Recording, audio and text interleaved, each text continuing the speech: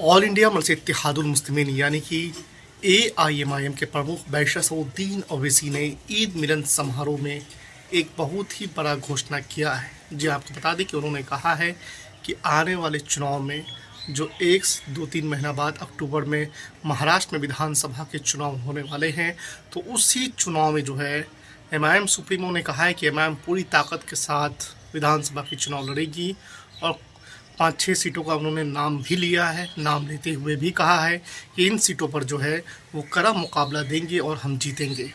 आपको बता दें कि जिस तरह से महाराष्ट्र के औरंगाबाद सीट इम्तियाज़ जलील ने लूज़ किया उस सीट को, और किस वजह से हारा वो तो आप लोगों को पता ही होगा कि किस वजह से, और इंडिया अलायंस का क्या भूमिका रही उनके हारने में या VBA का, तो ये सब आपको पता ही है। लेकिन दोस्तों आपको बता दें कि MIM प्रमुख ने कहा है कि कोई बात नहीं, हार और जीत होता रहता है। आपने देखा होगा कि औरंगाबाद के जो अभी पूर्व सांसद हो गए इम्तियाज़ जलील, वो लगातार अभी भी पब्लिक के बीच बने हुए हैं। पब्लिक के हर मामला, हर दुख सुख में उनके साथ खड़े रहते हैं।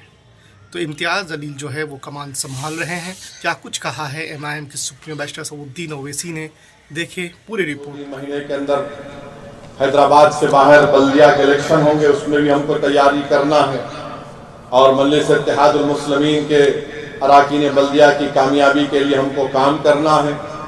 आखिरी बात, कोई मेरे को मीडिया वाले बोले कि RSS के वो मोहन भगवत कुछ बोले और वो इंद्रेश कुमार कुछ बोले। एक बात सुनो, ये RSS बड़ी ड्रामा कंपनी है। हत्ती के दांत दिखाने के एक होते, खाने के एक होते। तो मोहन भगवत की एक्टिंग बंद कर रहे हो आप पूरी कोशिश कर लिए। हैदराबाद में टाई टाई हो गए, यहाँ के लोग, यहाँ के दलित, यहाँ के आदिवासी, बैकवर्ड क्लास सब आपका टाई टाई कर दिए। इंद्रेश कुमार बड़ी कोशिश किए थे, ला के उतारे थे, उन्होंने भी चले गए। खैर कोई बात नहीं है, लोग आएंगे, मगर हमको अपनी जद्दोजहद को जारी रखना है। जमात के को मजबूत करिए। और जब हमको खबर मिली, मुझे और कौसर मोइनुद्दीन साहब को, तो हमने तमाम पुलिस के आला अहदेदारों से राबता किया, उनको बताया कि इस मुकाम पर यहाँ पर गड़बड़ हो रही है। हर पुलिस के आला अहदेदार वहाँ पर एक IG को भिजाए, रात में पुलिस फोर्स को भिजाए, मगर जब तक गड़बड़ हो चुकी थी। और ये अजीब माहौल है कि वीडियो निकालते हैं BJP वाले, हाथों में लकड़ी क्या क्या लेकर निकलते। ये चीज ठीक नहीं है तेलंगाना के लिए। तेलंगाना को अगर मजबूत रखना है, तेलंगाना को अगर उसकी तरक्की का सफर जारी रखना है, तो बहुत जरूरी है कि यहाँ का अमन मजबूत हो। पार्लियामेंट के इलेक्शन में भी किसी ने कोशिश की, अब यहाँ पर आप देख रहे हैं ये तमाशा हुआ है। तो इसलिए हम उम्मीद करते हैं कि ये इस तरह की तशद्दुद, इस तरह की हरकतें, इस तरह के हमले मुस्लिम अक़लियत पर, आम आदमियों पर खत्म होंगे। और हुकूमत की जिम्मेदारी है कि अलर्ट और पुलिस ऑफिसर्स को रखिए।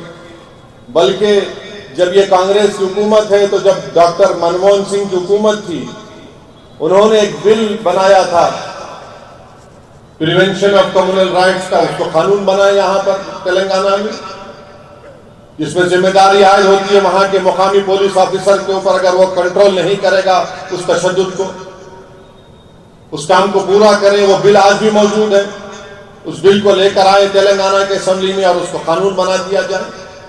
मजलिस इत्तेहादुल मुस्लिमीन उसकी पूरी तायीद करेगी। तेलंगाना को अगर मजबूत रखना है, तो ये तमाम ये जो लोग हैं जो तेलंगाना के अमन के दुश्मन हैं, इनको रोकना जरूरी है। कैसे रोकेंगे आप, जब आप कानून का इस्तेमाल करेंगे। अफसोसनाक वाकया है मेरठ का, मैं इसकी मजम्मत करता हूं। जख्मियों को लाकर हम असरा हॉस्पिटल में भी रखे, बाज लोगों को गिरफ्तार किया गया है। मजलिस की लीगल टीम उनकी मदद कर रही है और मुझे यकीन है कि इंशाअल्लाह वो अच्छा काम अंजाम देंगे। तीसरी बात यह है मेरे अजीज दोस्तों और बुजुर्गों, ये नीट का एग्जाम जो है एक मजाक बन चुका है। 24 लाख बच्चे नीट का एग्जाम लिखे।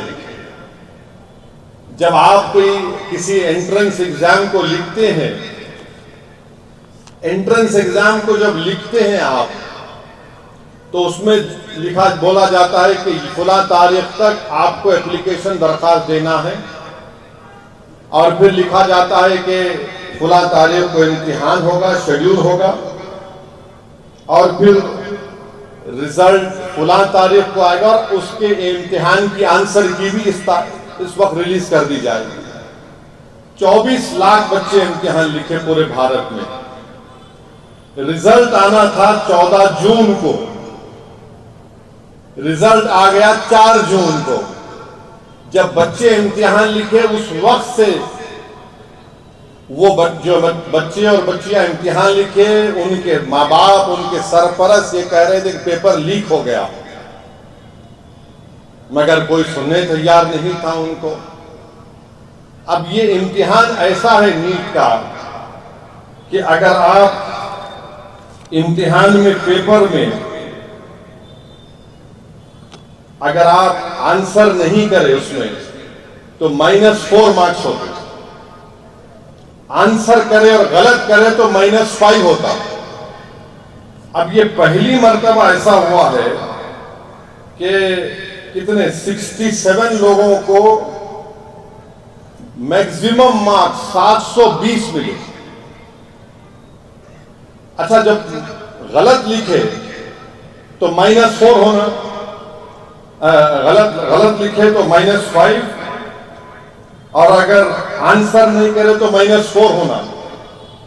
तो ये ऑड नंबर कैसा आता भाई रिजल्ट में? अजीब मामला है। अच्छा, फिर उसके बाद जो 67 टॉपर्स हैं जिसको 720 मार्क्स मिले, दिल्ली में जो all India institute of medical sciences है, जो मुल्क का सबसे बेहतरीन मेडिकल कॉलेज बोलिए, नंबर 1 दुनिया में मशहूर है, उसमें खाली 50 सीटें हैं और मैक्सिमम मार्क्स लोग 67 लेकर आए।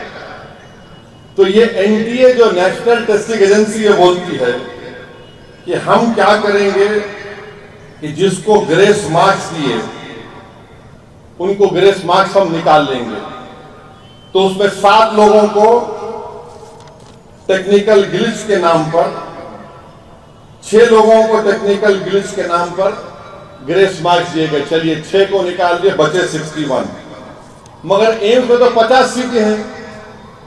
अब उन 11 क्या क्या होगा? तो इनका दिमाग देखो आप, क्या बोल रहे हैं, जो पहले एप्लीकेशन दिया उसको हम दे देंगे सीट। क्या मजाक है?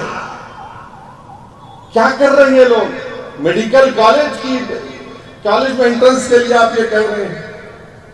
आप बताइए, कैसा फिर ये बोल दिए कि ग्रेस मार्क्स कई को देंगे, टेक्निकल ग्लिच आया, और जो एनसीईआरटी की पुरानी किताब पढ़ के इम्तिहान लिखे उनको हम ग्रेस मार्क्स दे देंगे।